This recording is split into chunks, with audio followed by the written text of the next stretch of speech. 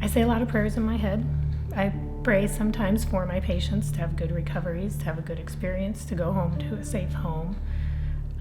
There are days when I know I have a very sick patient or a really difficult procedure to get them through, that I say my prayers that God will help guide my hands and my skills to help this child have the best outcome they can have. And I'm very grateful and thankful that when I drive home, I'm usually saying thankful to God, or thank you to God for helping me through that.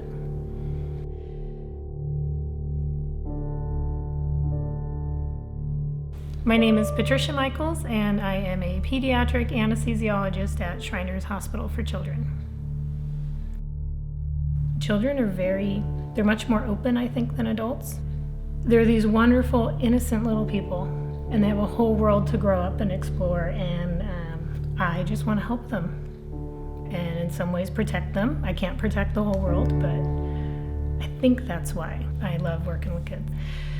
Some of the biggest challenges in my career, so specifically doing pediatric anesthesia, is you have to, when you meet with the families, you have to talk both at the child's level, depending on their age and their understanding of what's happening, as well as convey the information the parents need in the most non-threatening, non-scary way possible. Because the parents need to have much more in-depth conversation with you about the details of what we're doing, the risks and the benefits, explaining the reasons why we might want to put an epidural in and the risks of having that, but it's a pain relief process for kids having a big hip surgery.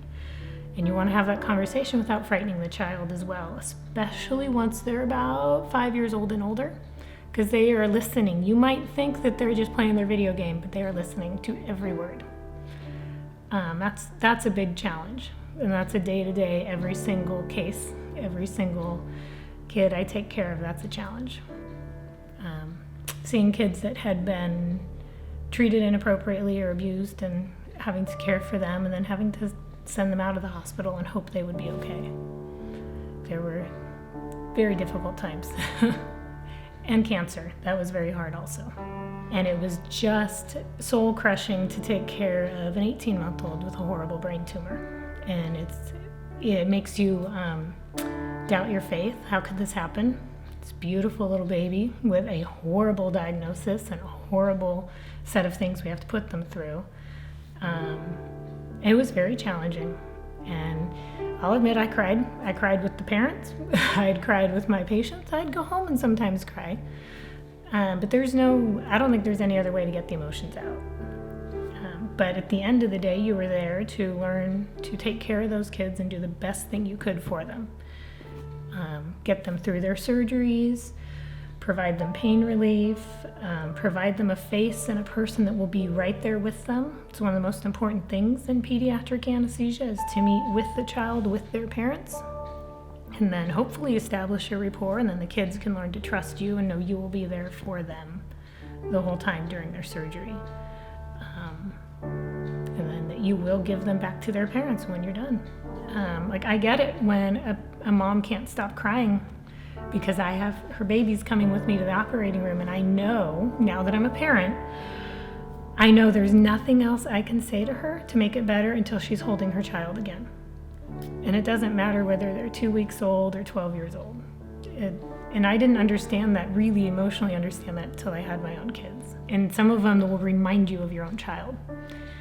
And when you're working on a kid that looks like your own, you have to take a couple big deep breaths, relax, put yourself in your kind of professional mode, get the job done as best you can, and then you do the emotional part later. And sometimes it's come home and hug your own kids. I've been lucky enough that I was raised in a household where we attended church and I learned about God and I had a faith. And it's always been there, no matter which church I've been going to, I've always had a faith in God. So I feel lucky I've always had that. I haven't had a time in my life where I didn't. I've had times where I've questioned things, but I've never lacked faith. I think having a faith and learning about, I don't know if I want to call it mentoring or working with others, ministering to others, but there's some type of core of helping other people. being there for others. And all along, even though some of my jobs were, grocery store, checkout, carry your bags, I always wanted to help and work with other people. And whether that was, I think it was part of my faith growing up. I remember my parents specifically at church, and we grew up very poor. We were on food stamps at one point. They always gave money to the collections.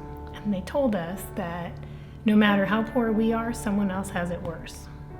And it's something that, whether watching them always give a little bit, always make an extra sandwich for someone who needed a lunch.